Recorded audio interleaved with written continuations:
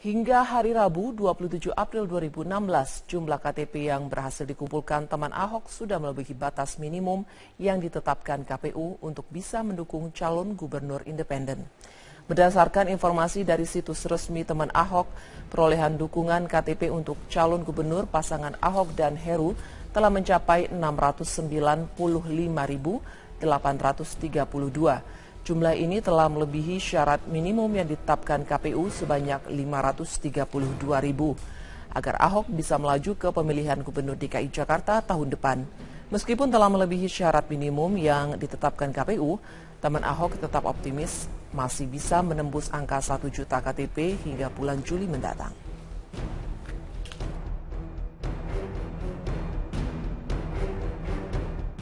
Kita beralih ke informasi. Komisi Pemilihan Umum mengusulkan agar syarat dukungan calon kepala daerah independen maupun dari partai politik diturunkan.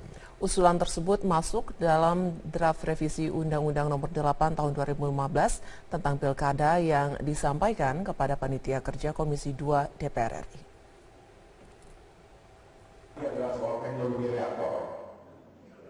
Ambang batas dukungan bagi calon kepala daerah yang diusung partai politik diusulkan oleh Komisi Pemilihan Umum dihapuskan.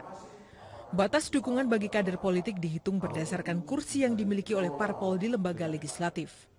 Sedangkan bagi calon perseorangan, ambang batas dukungan suara dikembalikan menjadi 3% sesuai yang diatur dalam Undang-Undang 12 tahun 2008. Cara tersebut menurut Komisioner KPU Ferry Kurnia Rizkyansah bisa mengurangi munculnya calon tunggal seperti yang terjadi pada Pilkada 2015 lalu. DPR dan pemerintah bisa proporsional melihatnya. KPU tidak memberikan opini apapun, walaupun kami di dalam 63 poin itu salah satunya kita informasikan bahwa misalnya untuk threshold yang memang bisa mencalonkan itu lebih baik yang ada kursi di DPR saja. Jadi tidak ada persentase threshold yang atau ambang batas yang ada. Itu untuk partai politik. Nah, untuk perorangan sesuaikan saja dengan Undang-Undang 12 2008 yang lalu yang memang itu 3% persentase dukungannya. Jadi diturunkan. Jadi yang partai juga diturunkan sesuai dengan ada yang di DPR, yang perorangan juga diturunkan. Jadi ini yang kita upayakan dan kita usulkan kepada pemerintah DPR. Bahwa kemudian pemerintah DPR juga memutuskan seperti apa, itu menjadi kewenangan dari mereka. Sementara itu menurut Wakil Ketua Komisi 2 Lukman Edi, fraksi-fraksi di parlemen mengusulkan untuk menurunkan syarat calon partai politik di antara 15 hingga 20%. Sedangkan Komisi 2 menyepakati syarat dukungan bagi calon independen pada angka 6,5 hingga 10%. Fraksi-fraksi di Komisi 2 kemungkinan setuju dengan angka 6,5-10 untuk independen, dan kami menunggu angka rasional dari pemerintah untuk menurunkan partai politik. Pemerintah akan konsultasi dengan Presiden, ya mungkin perkiraannya itu seputaran 15-20 atau di sekitar itu. Selain itu, Komisi 2 DPR tetap mengajukan syarat calon kepala daerah yang berasal dari TNI, Polri, PNS, hingga anggota DPR untuk cuti dan tidak perlu mengundurkan diri. Namun ketentuan tersebut belum disepakati oleh pemerintah. Tim Liputan, Metro TV. Pemirsa, Gubernur DKI Jakarta Basuki Cahayapurnama menyatakan operasional bus Transjakarta yang melayani rute Bekasi dan Depok akan terus dievaluasi. Sambutan masyarakat yang antusias meski ada keluhan harus menembus kemacetan akibat tidak melewati jalur khusus. Pemerintah DKI mengakui meski operasional bus-bus Transjakarta sudah bagus, namun jalur yang ditempuh bus masih harus menembus kemacetan. Pemprov DKI berjanji akan terus melakukan evaluasi dan mencari solusi, dan ke depan jika ada minat masyarakat semakin bertambah untuk menggunakan transportasi Transjakarta, armada akan ditambah sesuai dengan kebutuhan.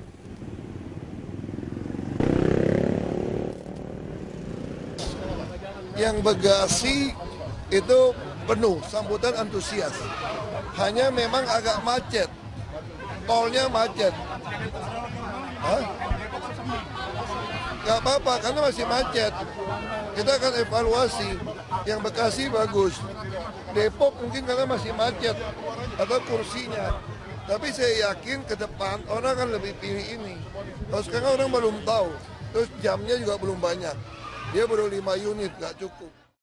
Transjakarta Depok rute Universitas Indonesia ke arah Manggarai masih terlihat sepi penumpang. Tidak adanya jalur Transjakarta di rute ini membuat penumpang enggan menggunakan bus Transjakarta jurusan halte UI menuju Manggarai, walaupun tarifnya cukup murah. Rute Transjakarta Depok UI ini dilayani dengan 6 armada. Rute Transjakarta Depok UI ini dilayani dengan 6 armada, 3 bus beroperasi dari halte Universitas Indonesia dan 3 lainnya dari Terminal Manggarai, Jakarta Selatan. Berbeda dengan Transjakarta Bekasi, meski tarifnya murah, masyarakat masih enggan menggunakan Transjakarta rute ini.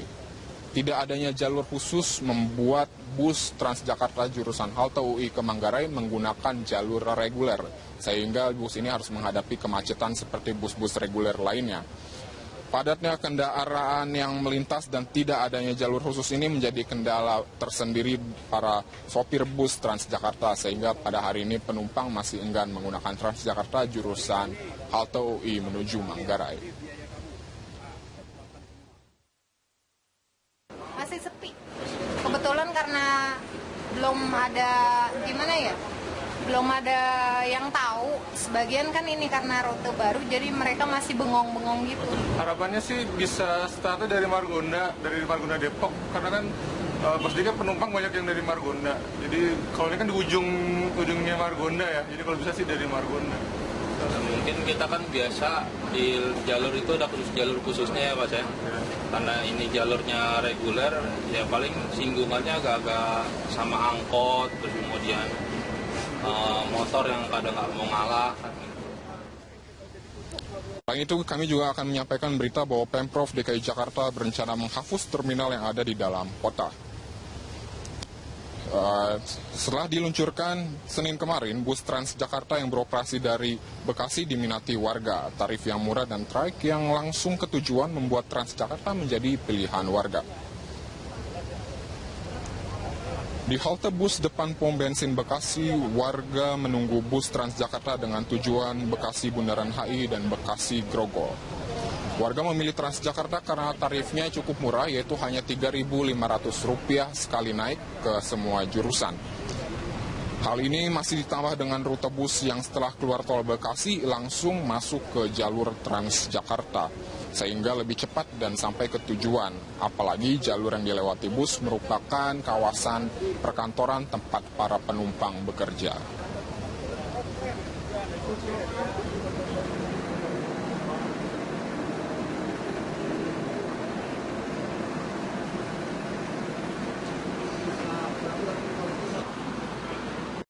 Pemeriksaan KPK terhadap Wakil Ketua DPRD DKI Jakarta Muhammad Taufik masih berlangsung.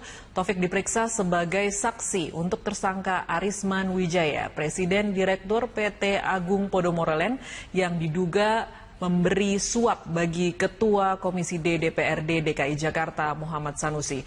Untuk mengetahui informasi terkini kita bergabung bersama reporter Cikal Multazam dan juru kamera Franciscus Menta serta Ria Nuryaningsih langsung dari gedung KPK Jakarta.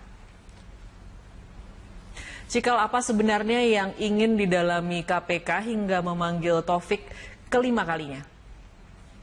Dalami oleh KPK terkait dengan pemeriksaan dari Muhammad Taufik, dan kali ini KPK menekankan kepada peranan Taufik sebagai ketua Balegda yang secara kewenangan mengurusi dari reklamasi Teluk Jakarta ini.